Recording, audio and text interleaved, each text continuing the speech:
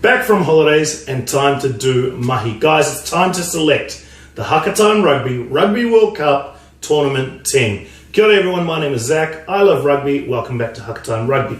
Let me just start by giving a little context around the team, guys, how I've come up with the names and the structure that we're putting in here. The first thing is I'm not selecting a 15-man team, I'm selecting a 23-man team. Like Eddie Jones says, it's 23-man game now. 23-man game, and we're moving into the modern era. So with that, there are 3 players that actually sit on the bench here that I believe are the best in their positions from this tournament. I've just chosen to use them more in a finisher role than a starter role. Again, as Eddie Jones would say, I've changed their roles. The bench itself is made up of a 5-3 split, so I really wanted that to maintain that strength and power and consistency throughout the full 80. That's why I've gone with 5 forwards, but still have enough strike in the backline to really apply pressure later in the game should we need them. That's why I've gone with the 5-3 split. In terms of countries that are represented here, South Africa have the highest representation in the Hakatime Rugby tournament team, with England and New Zealand respectively having strong representation there as well. And then we've got 2 from Wales, we've got 2 from Japan, and all of the quarterfinalists are represented here with 1 from Ireland, 1 from France, 1 from Australia, and 1 from Ireland as well. We've also got a player from outside the quarterfinals. I bet you most people can choose who that is, but this gentleman had an outstanding few games as part of the pool play structure, and therefore he makes the Hakatime Rugby tournament team. So with that said, let's get straight into it. Okay guys, to kick things off, at number 1 I've gone with the beast from the Springboks.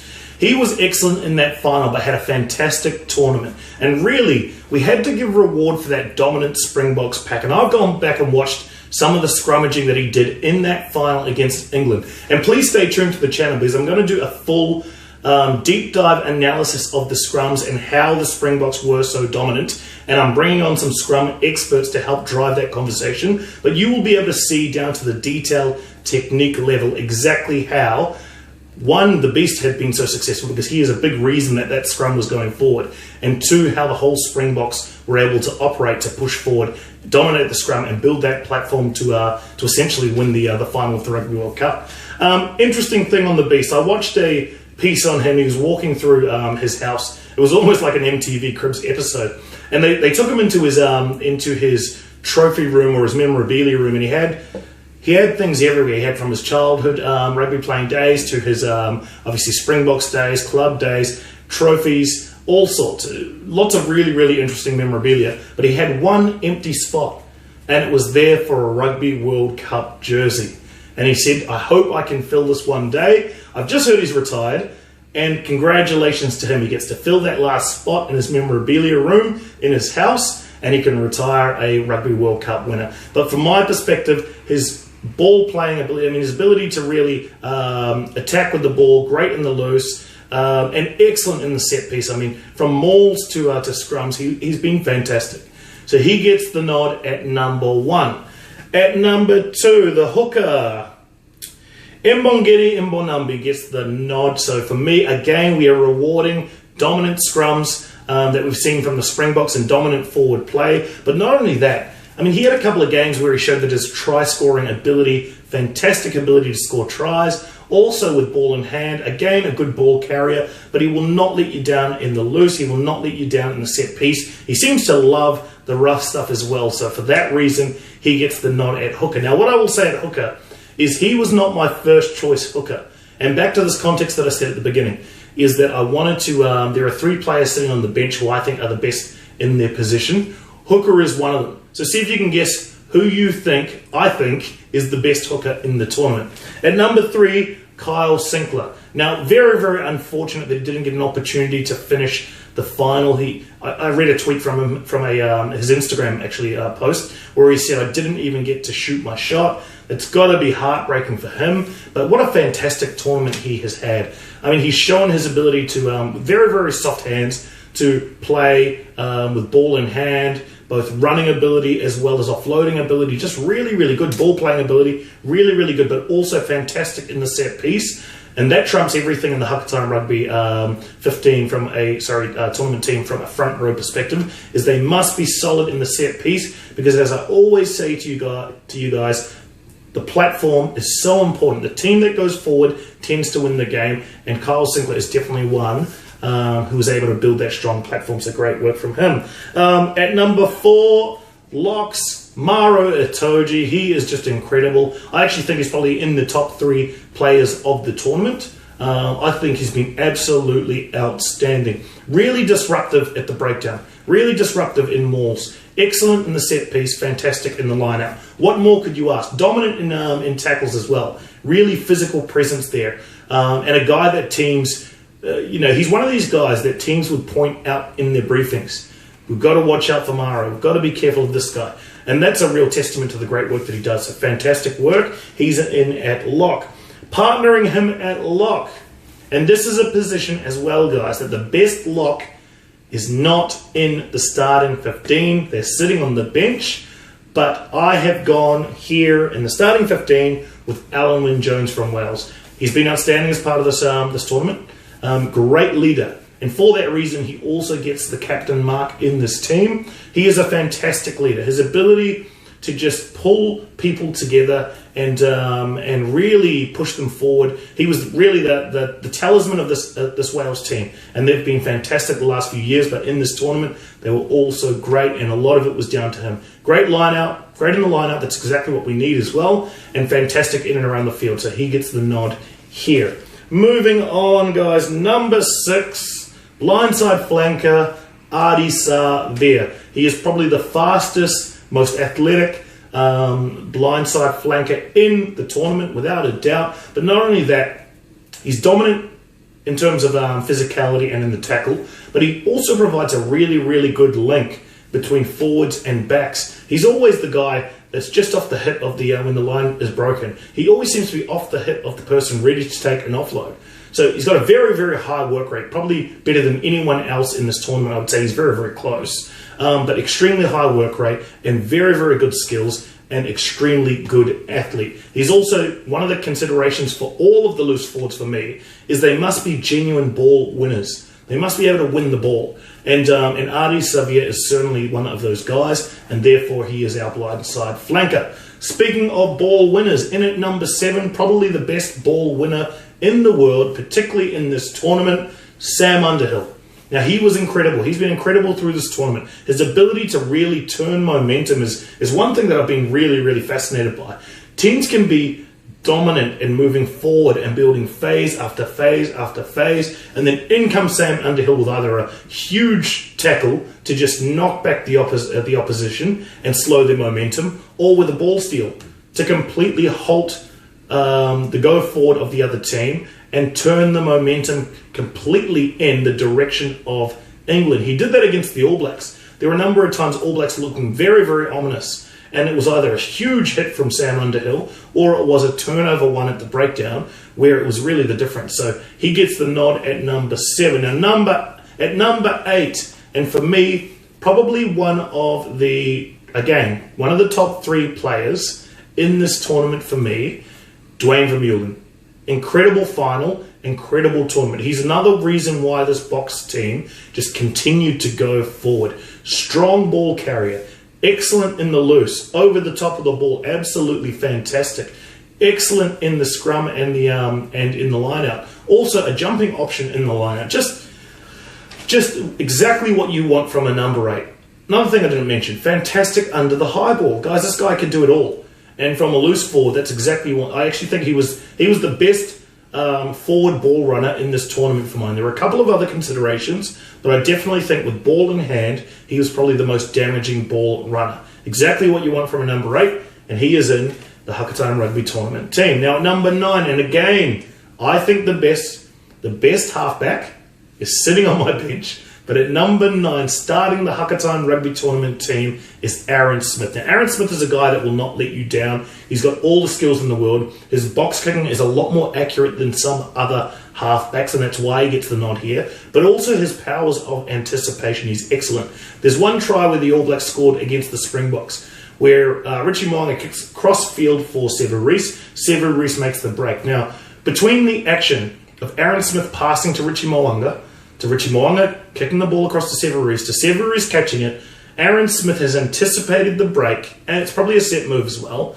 and he has run in behind the Springboks defensive line. So if you go back and watch that try again, guys, what you will see is that as soon as Sevu Reece gets the break, Aaron Smith is already behind the defense, waiting for Sevu Reece to catch up to him so that he can be the first offload to ensure that they beat the fullback. It's a very, very interesting watch, but also fantastic work from him. Not only that, but he is a leader of the forward pack. He'll slap them around. He'll push them forward. He's certainly not a guy that will take a backward step.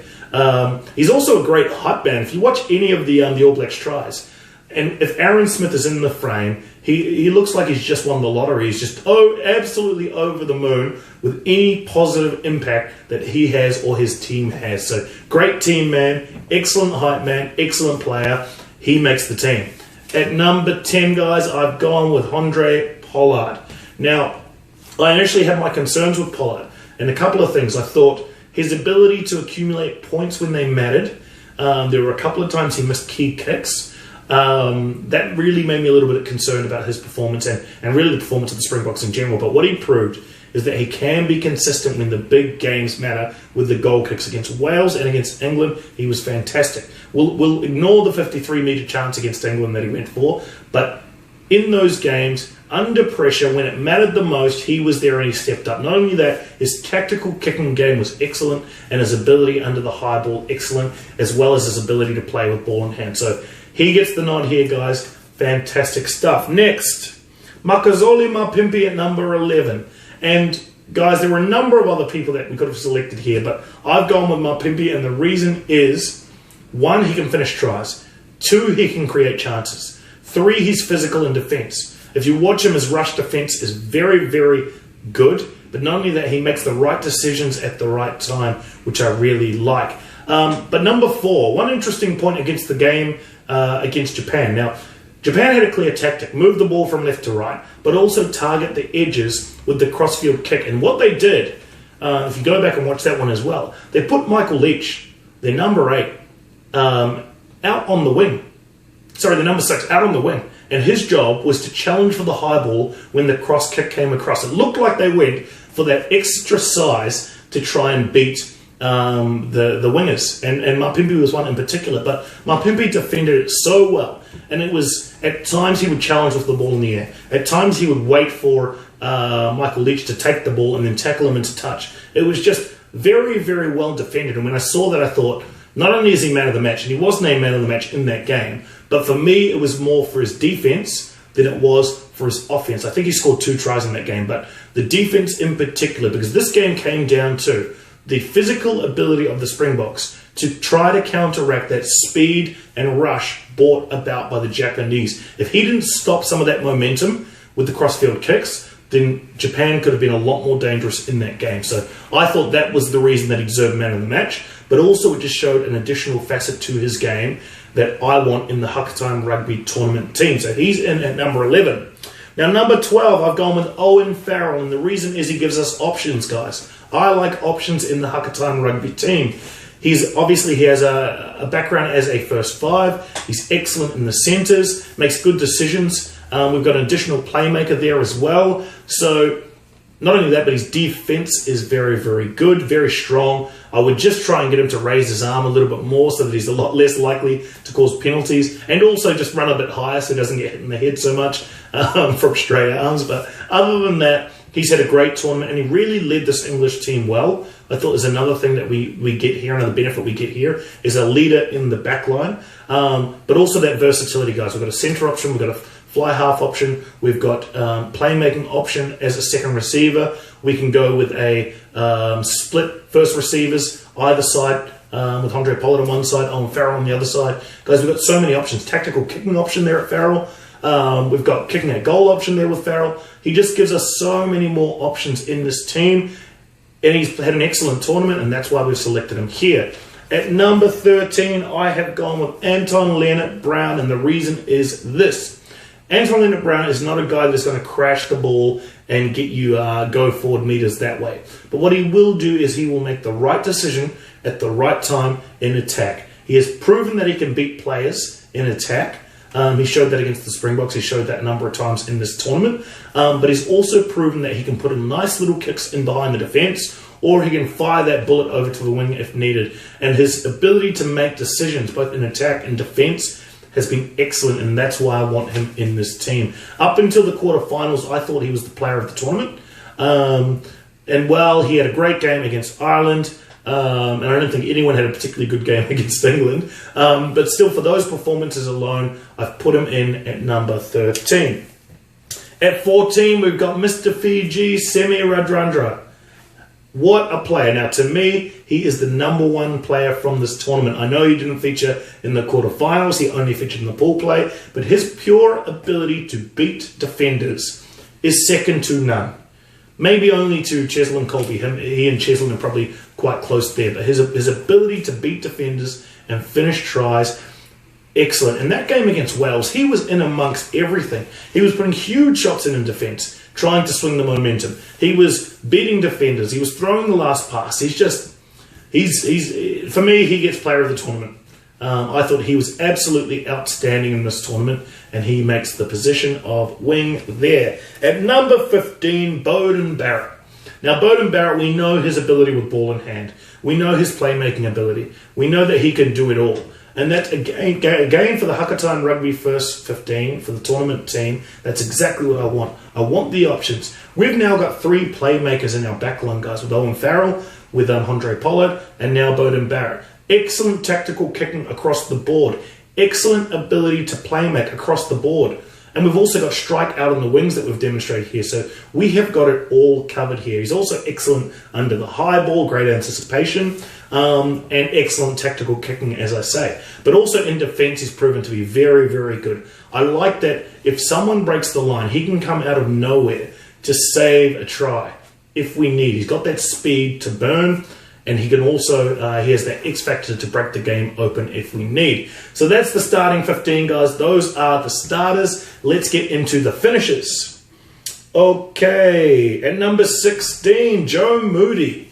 Now, he is a guy who has deceptive pace and speed, fantastic in the scrums. He really, really is good and doesn't mind doing the hard stuff. But he proved against Wales how good he can be with ball in hand. I think he got the ball from the 22-metre line and just charged towards the line. He's got real pace. But not only that, he can pass the ball, he can offload the ball, great runner of the ball as well, as I mentioned, but also great scrummager, excellent scrummager. And as I always say, the team that goes forward wins the game, and that's the first consideration I make when selecting front rowers. So Joe Moody makes it in.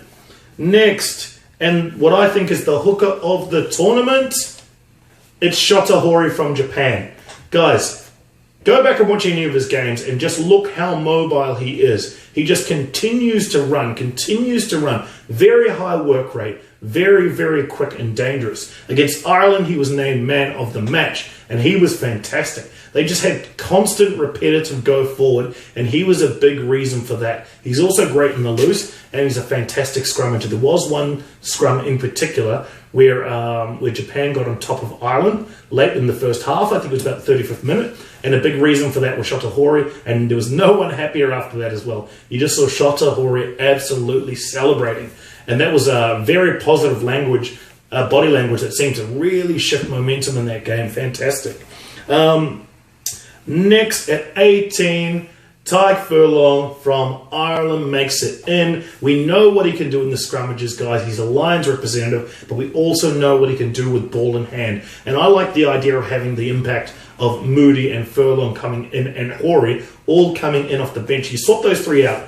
I don't think you lose anything in the scrums, but I think you gain something in open running play, and that's what we want from our finishers, guys. We want mobile guys that can break the game open late in the game if we need it. It gives us extra options. So those three make the team. Next, at number 19, and I think the best lock in the tournament, it's Lou Diaga, guys. Lou Diaga, fantastic tournament from him.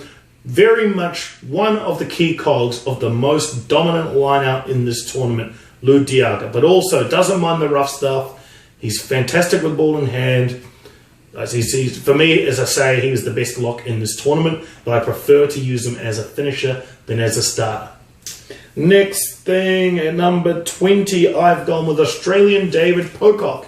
So then we've got loose forward coverage, but as I said, I want genuine ball winners in this loose. So we went Ardie, Savea, we went Sam Underhill, we went Dwayne Vermeulen, and now we've got David Pocock coming off the bench. Again, he is a guy that can win the ball and turn momentum whenever we need it. And I thought overall he had a pretty good tournament. Of the Australians, I think he was probably the best. And he showed his class in this tournament, so well done to him. You make the team. Next thing, and I think the best number 9 in the tournament, it is Gareth Davies.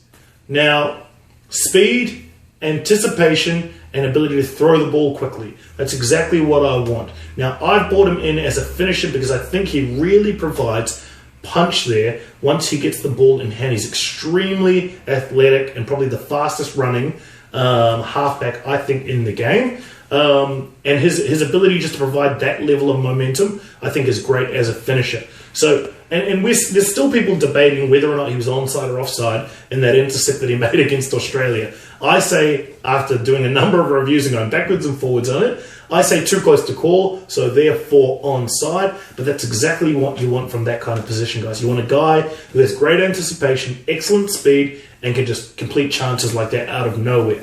Fantastic. Next guy, number 22.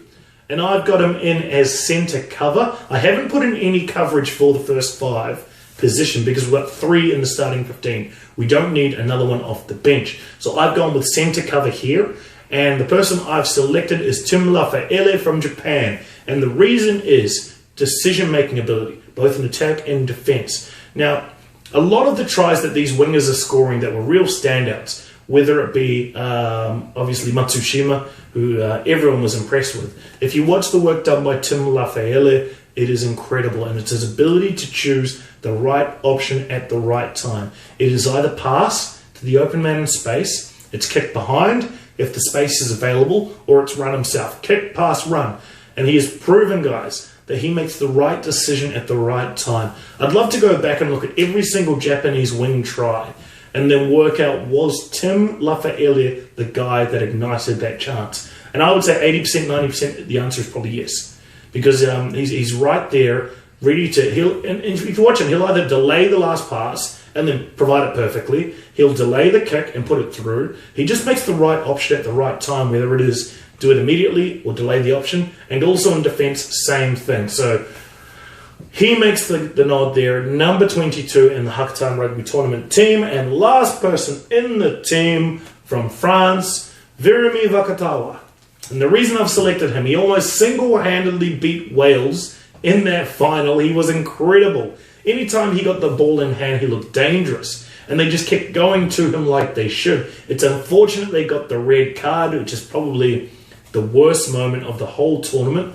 And certainly an absolute brand explosion for a team that was dominant in a quarterfinal, on track to win the game. I was convinced at halftime that France were going to win this game.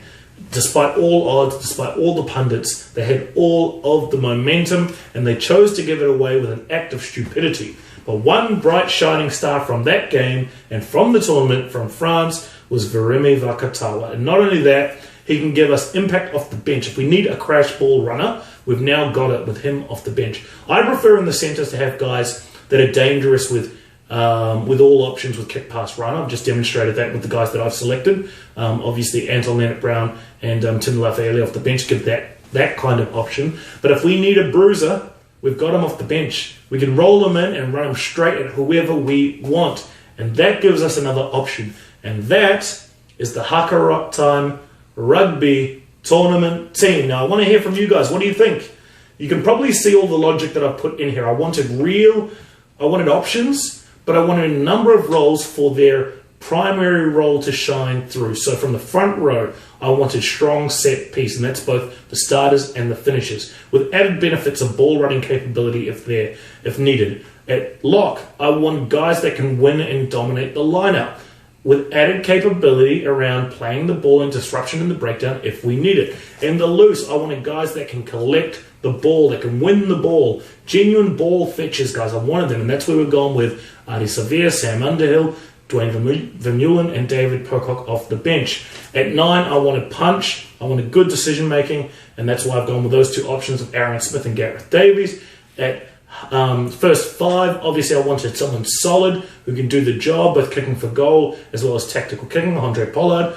Then we wanted good decision makers and options around first 5 coverage if we need it. Owen Farrell, Anton Leonard-Brown, Tim Lafayette. I wanted genuine strike on the wings, guys. Guys that can defend well but also beat a man and score a try, and that is where we have gone with Makazole Mapimpi and none better than Semi Radradra. And at the back, Bodenbarrett gives us another option there around both ball playing ability, tactical kicking, ball return, and coverage in defence. Beat that. Beat that team, guys. Tell me what you think. Tell me who you think should be in there. Who have I omitted? And I'm willing to have a debate, because in my mind, this team gives such a great balance, guys, of good go forward in the forwards, excellent strike in the back, options to play all styles of games. We've got playmakers across the board. We've got strike off the bench. I just don't see too many weaknesses in this team. But I'd love to hear from you.